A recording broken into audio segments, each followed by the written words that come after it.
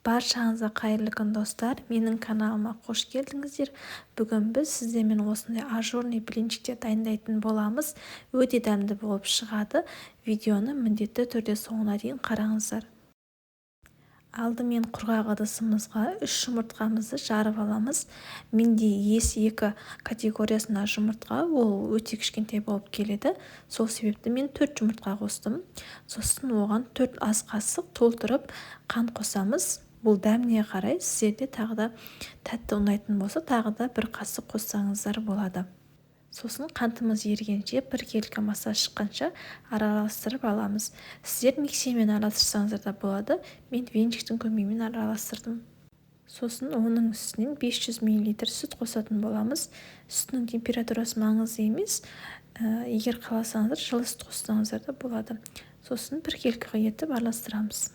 Араластырып болғаннан кейін видеода көрсетілгендей қасығымызды толтырып 11-12 қасық көлемінде ұн қосамыз. Мен барлығын көз мөлшерімен жасаймын. Блинчиктер еш өзгермей әдемі болып шығатын болады. Сосын ұнымызды 1 келкі етіп араластырып аламыз. Ұнды қосардан алдын міндетті түрде електен өткізіп алыңыздар. Және қыздар, айта кетейін, ешқандай сода, тұз қоспаймыз. Ұнымыз 1 келкі болып араласқаннан кейін оның үстінен 250 мл ыстық қайнаған су, яғни кипяток құйып 1 келкі етіп араластырып аламыз. Барлығын араластырып болғаннан кейін ең соңында 50 мл сұйық май қосамыз және оны да 1 келкі етіп араластырып аламыз. Біздің массамызда ешқандай комочектер болмау керек. Бұл біздің блинчигіміздің жақсы пісуіне өте қатты рөл атқарады. Міне қыздар, біздің сұйық массамыз дайын. Дәл осындай видеода көрсетілгендей болып шығу керек. Сосын 5-10 минутқа тындырып қоямыз. Енді блинчиктерімізді пісіруге кірісеміз. Біздің табамыз міндетті түрде қызып тұрған болу керек. Қызып тұрған табаға құйсаңыздар, осындай ажурный тесіктері болып шығады. Егер табаңыз қызбаса, сіздің блинчиктеріңіз лаваш сияқты болып қалады. Міне мен қызып тұрған табаға құйдым. Менің блинчиктерім осындай әдемі болып шықты. Және қыздар, біздің блинчиктеріміздің шеті қатты болып қалмау үшін осылай құйған кезде табаның шетіне қарай қатты құймаймыз, тек ортасына ғана құюға тырысыңыздар. Енді оның шет-шетін кішкене ғана осылай силиконовый лопатканың көмегімен ажыратып алып, оның көмегімен ақырындап екінші бетіне аударатын боламыз. 1-2 рет істесеңіздер, сіздердің қолдарыңыз үйреніп кетеді. Ешқандай да қорқудың қажеті жоқ. Ең бастысы практика жүзінде барлығын қайталап істеу керек.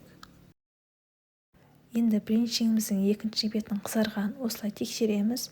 Біздің блинчигіміз өте керемет болып шықты. Қараңыздар, тесік-тесік болып ажурный болып шығады. Оның екінші беті қызарғасын ыдысымызға аударамыз. Ыдысымызға қойғаннан кейін мен өзім міндетті түрде осындай ыстық кезінде сары май жағып аламын. Сол кезде біздің блинчигіміз жұмсақ, әдемі болып шығады.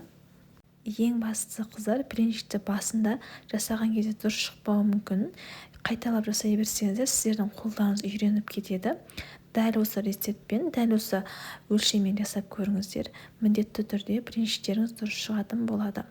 Міне мен екінші блинчигімді де қойып алдым. Және оны осындай мен лопатканың көмегімен аударамын. Сол кезде оңай болады. Кейбіреулер қолдың көмегімен де аударады. Егер де сіздің блинчигіңіздің құрамы дұрыс болса, ол табаға жабыспайды. Және тағы бір айта кететінім, сапалы табаны қолдануға тырысыңыздар.